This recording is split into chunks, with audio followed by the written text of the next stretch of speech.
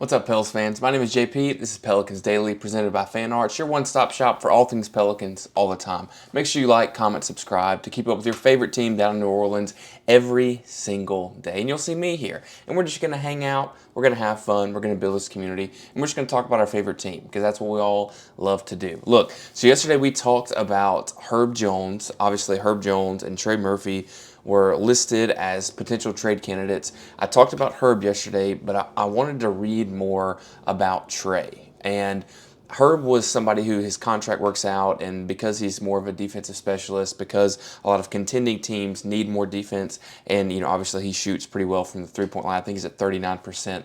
He was at 40% a couple years ago, but now I think he's in that 39-ish. But still, it's a really good defender as well as a three-point shot. Trey is a little bit of a different scenario, and honestly, it's kind of hard to pin down what moving him is going to look like. Will it happen during the season? I don't think it is as possible based on a couple different things that I read. One of the key reasons that it's probably not possible is because to get Trey, you're going to have to give up what I saw a couple people say would be more of like a haul. I talked yesterday about Herb's general value being somewhere around 2 first-round picks. And I was meaning more so like if Denver gave you 2 first-round picks, you'd probably take it because even though they're later first-round picks, they give you some more wiggle room with some other roster construction stuff. But that's the value that I've been able to read generally with him. But with Trey, I think the value is actually probably a little bit more just based on his skill set as well as what his general perception around the league has been. He's also a charismatic guy. I know that seems really silly to fans or people who might not follow the sport, but people who are easy to work with, easy to root for, easy like plug and play guys, which Herb is too, but Trey kind of has more of a personality. Herb has always been a guy that just comes in, kind of a hard hat, lunch pail guy. I mean, he even wears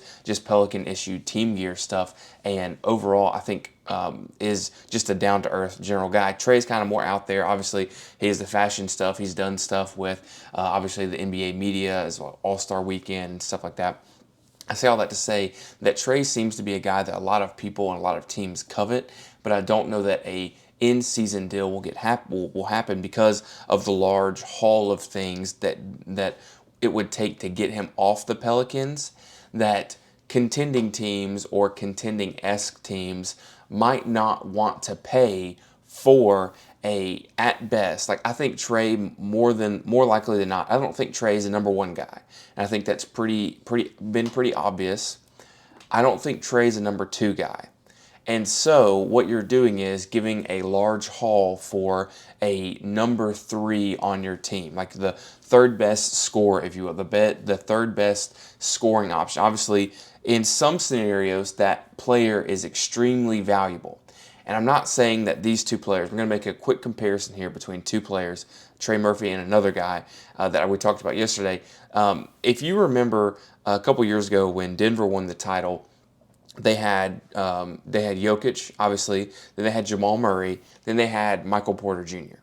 So essentially, you would be giving up a big haul for a person that will play the Michael Porter Jr. role with that Denver went with that Michael Porter Jr. played with Denver in their title run, and that's a really good role. It's a really big deal. But the question is, are you as an NBA franchise, as another NBA franchise, going to go out there and they're going to give you 3 first-round picks, or are they going to give you 2 young, really good players and a first? Or what does it look like? I don't know. His trade value, like I said, as much as Zion's trade value is all over the place, Trey Murphy's is all over the place, but also I think it's kind of a little bit higher than some people might realize. I've seen people say as many as 3 picks, and that seems kind of crazy to me personally, but I'm not sure. I don't know what that looks like. And I'm not saying that because I don't think Trey is a good basketball player. I think he's an immensely talented basketball player. But I also think that it's really hard to make that level of trade during the season.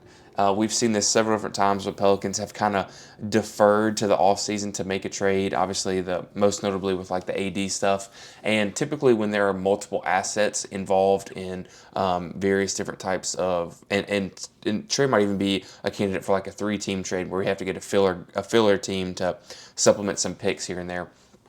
And I don't know that typically those trades get done in the season. However, we have seen an uptick in important trades happen during the season over the past 2 years, specifically closer to the deadlines. The deadline gets closer and closer. February's coming just around the corner, so we might see even more trade rumors kick up. Obviously, I feel like the Warriors are really interested. That's been very, very made very well available, but by a couple of the Warriors backups, maybe they're not as much thinking as giving like a big haul for a guy like Trey. So I don't know. I don't know that an in-season trade for Trey Murphy is going to happen. I think it would probably, in my mind, happen in the off-season unless somebody just really, really, maybe a shooter somewhere goes down who's more at the end of his contract and a team is in like third or fourth or fifth in the East or in the West and they want to make a big push. Maybe a team gets really aggressive. Maybe they trade for a guy like Trey and that happens in season. So in that case, in that scenario, I definitely could see it happening. Obviously, everything is all over the place over the next couple months. You're going to hear a lot of different trade rumors. There might even be some potential trade packages floated by media members, whether that NBA in the NBA or with the Pelicans or just some general trade chatter here and there. So all that to say, I would be more skeptical of a Trey Murphy III trade happening than a Herb Jones trade happening, simply because of the cost and seeming the value of the two players and what it would take to get those players on the roster. So ultimately, I think we have to just support the guys who are on the team. And one of the things that is really important for me is supporting Derek Queen, who is a very, very good player. But one of the things I'm struggling with Derek Queen right now is there are games, and there have been games, where he looks absolutely incredible at basketball, where he looks great, amazing, high caliber, really energetic, can't do anything wrong type.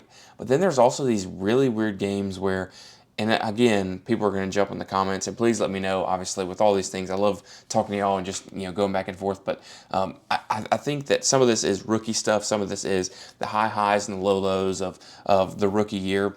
But there are games where you almost forget that he's on the court, which seems really weird. Maybe it's a matchup thing. Maybe it is a scheme or a system thing.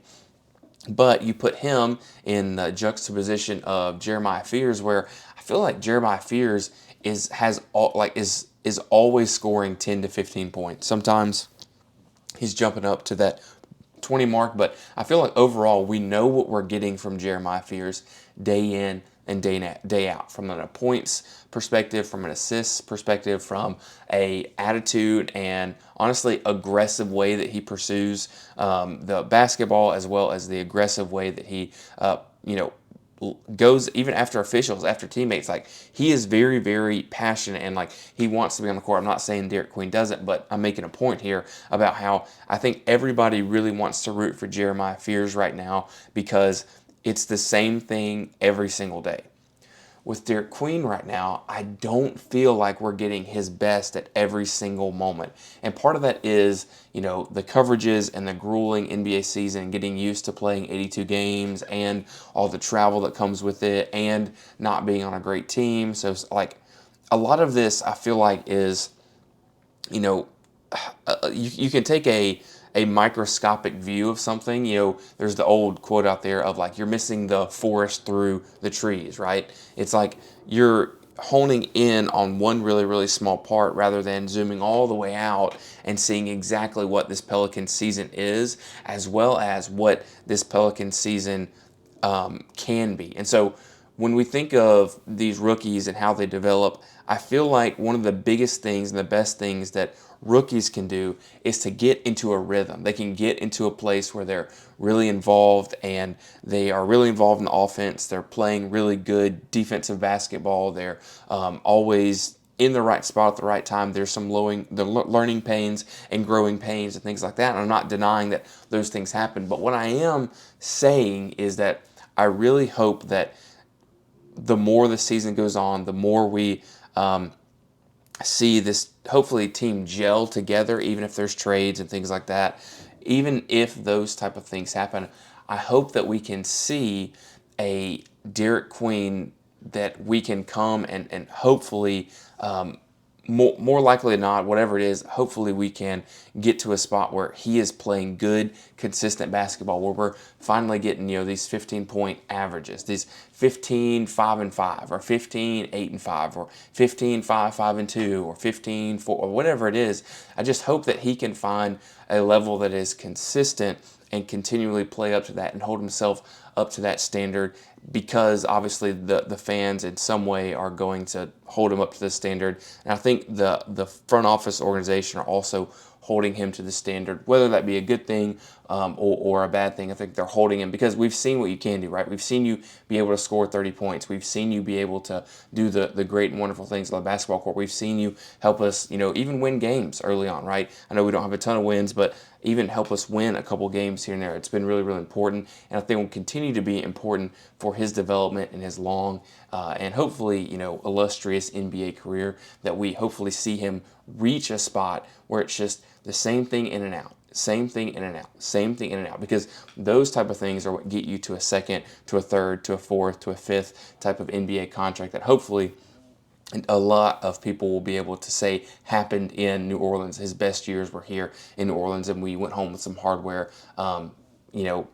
being an NBA championship, being an all-star type thing, whatever it might be. So when we think about Derek Queen, we think about Jeremiah Fears, we think about some of the other additions made to the team. I think we have to eventually butt up against this conversation with Joe Dumars of how did he do in the offseason? How did the trade for essentially Derek Queen, how did that go? How did the signing of Jordan Poole work out? How did Kevon Looney work out? How did Micah Peavy work out? How have these additions helped? Even you can go even super granular on it and talk about Hunter Dickinson and some of those other guys that have been on the two-way spots and been involved with the Birmingham Squadron and stuff like that. And if you were to ask me today, it's really hard. We're in the middle of the season, but I want to do one of these right now so we can come back to it later, whether it's after the trade deadline or at the end of the season, and say, we had a progression up, progression down, progression up, progression down. Anyways, all of that, encompasses, it is really hard. It's going to be really hard for anybody to give Dumars a really good grade this season because of where the rookies are and because of where our pick is this year, right? We're in the top 5. Obviously, I looked, we're second right now. And so it's going to be really hard for anybody to give him a good grade because of where the season is and where that pick is. So if we give a top 3 pick away for Derek Queen, and obviously Jeremiah Fears, but more specifically with Derek Queen, you have to be really sure that guy becomes the guy that leads this team to playoff contention and a deep playoff run year after year, right? So if we think about that, and we consider what is at stake when you measure these two things out, I just don't think you can give him anything higher than a D. And I know that sounds really bad, and I know that sounds really harsh, and I want to hear your opinions down in the comments below, but I don't think you can give him higher than a D right now, just because we're obviously still in this position where you're developing talent, you're looking at what happens on the court every single night. You look at what you have given away for these guys that, like I said, I just talked about Derek Quinn, his consistency, right? If he is going to make Joe Dumars look like an absolute genius, he has to be consistent, and he's not right now. Jeremiah Fears is pretty good, but you didn't have to give up anything for Jeremiah Fears, right? You had to give up essentially a top 3 pick right now for Derek Queen, and it doesn't look good. It just doesn't look good. It doesn't look top 3 pick worthy. And obviously there's the lottery and all these things happen. You go up and down and all that other stuff, and you can't really control that, so I'm not terribly upset with that. But you also look at some of the other moves he made. Jordan Poole, what's happening with him? Nobody knows. He's on the bench, but he's not really doing anything. We don't know what's going on with his medical stuff. Nobody knows. Kevon Looney, I'm not upset at the deal. I'm not upset about him helping with Eve, being like a guy that's there. I'm not upset with that type of stuff. I'm not upset with the Micah Peavy pick. Overall, I'm not mad at anything else that he's done. I don't think Jordan Poole was a great signing. I don't think Kevon Looney was a great signing. He's a good tradable asset, but I don't think he's a great signing overall. So I'm still in the in the offseason, the signings and stuff like that, I would probably, McGowan's has been pretty good, to be fair, but overall in the signings world, I'd probably give him a C plus to just a normal C.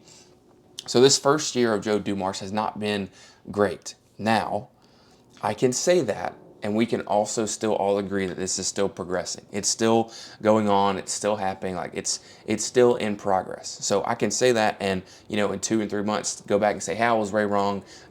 Jeremiah Fears and Derek Queen are going to be the best Pelicans that have ever suited up, the best two players that have ever put on New Orleans on the front of their jerseys, and that would be great. We're not there right now. We won't be there for a year. We won't be there for 5 years, right? So it's going to be a process where we continue to evaluate him on a move-by-move basis. Right now, his biggest move by far looks good, but you gave away something great, and that puts you in a bad spot if you're a GM. It just kind of does. And ultimately, one of the things that I think Joe Dumars, he can't necessarily manufacture, but it's something that we have to figure out if we're, a New Orleans Pelicans team, an NBA team. We have to figure out who our leader is going to be. I feel genuinely, since Zion got to New Orleans, there has not been a single person that I think has led the team in a positive way. They brought in CJ to bring in some leadership. And I feel like I love CJ McCollum, but I feel like nobody ever really took him seriously because it's hard for the leader on your team to not be one of the better players. And I should take that back. Drew Holiday is a really good leader. Drew Holiday is a really, really, really good leader. And so I should correct that. Drew Holiday was a really good leader, but for the majority of Zion Williamson's time in New Orleans, there has not been a guy who is the mainstay, right? Who is the guy who leads the team through a tough losses, who you go to at the end of games, who pushes you to the playoffs, who is the guy that is the adult in the locker room. And CJ McCollum, he was there for a little bit of that. Brandon Ingram, he did some of that. Zion has done very little to any of that. Trey Murphy hasn't really done a ton of that. Willie Green, they tried to supplement it with a coach. They tried to supplement it with a GM. They tried to supplement it with, it just hasn't worked. So if you're a Pelicans fan, and if you're looking at this roster, if you're the Pelicans GM, you have to be speaking words of life into these rookies, into these young guys, and you have to hope that somebody becomes the guy. Somebody becomes the leader who ultimately pushes you to win games, who pushes you to be the best versions of yourself, who takes rookies, and you can have young guys that lead teams and are really successful, right? You can have that. I think there's several examples of young players pushing teams more than everybody thought they would, and then all of a sudden these franchises are making moves that seem really, really early in their progression, but they do it and it's a very impactful and develop, and they continue to grow around him. You think of how when OKC traded for Shea, obviously they had a lot of picks and there's a lot of other things going on there, but they built around him because of his mentality. And there were some rough years, right? They had to bring in Chris Paul. They had to bring in some other guys here and there to help that along a little bit, but he got to a point where he is the bona fide leader, one of the best players in the NBA. But ultimately right now, I don't know that the Pelicans have a leader. I don't know when they will get one. I think Jeremiah Fears has the mental makeup, and he's in the point guard position where he could have a very large and impactful sphere of influence, but I don't know that he's there right now. I hope to continue to see the team and everybody else develop and push him into this place where he becomes the bona fide leader. I love seeing DeAndre Jordan. I talked about that a couple of days ago about him being a guy that brings everybody in, that calms some people or pushes some people up, whatever it may be. I just hope that we as fans will eventually see a person or a group of people that push this team to be the next level. And I know some people might feel that that's not something that is important, but it is. Like, who is the last team to win an NBA championship without one person or two people being the clear alpha leaders, the rudders of the ship, the captains? Who was the last team to really do that. And I sat to here today and I thought about it. I couldn't think of a single person to do that. I couldn't think of a single team that has won anything meaningful without a true bona fide leader of a team. And if you can think of somebody, let me know down below. Prove me wrong. All those other type of things. But I just can't think of a team that, off the top of my head, fits that category. And so that's what I'm hopeful for. And that's what I'm watching for when I watch games. Is I'm hoping for a leader to emerge for whether win, loss, or draw, that ultimately somebody steps forward and fills that void of leadership that has been on the Pelicans since 2019, 2020, 2022, whenever you want to say it. Whenever that leadership void has been there, honestly, you could go all the way back to Chris Paul, Anthony Davis, and I wouldn't be mad at you by saying that there's been a leadership void since then as well. So I don't know. You tell me what you think down below. I hope you continue to like, comment, subscribe. Let's talk. Get down below. We'll, if you agree with me, you disagree with me, we'll go after it, and we'll hopefully come to a resolution that, makes both of us happy. I appreciate all the love that I've been getting. I appreciate the likes, the comments, and everything. I love just being able to talk to y'all. It's one of my favorite things I get to do. Just sit up here, talk about my favorite team, and figure out the rest of the stuff later. My name is JP. This is Pelicans Daily, presented by Fan Arch. Make sure you like, comment, subscribe, even share it. You know what I'm saying? All right, my name is JP. I'll see you. Peace.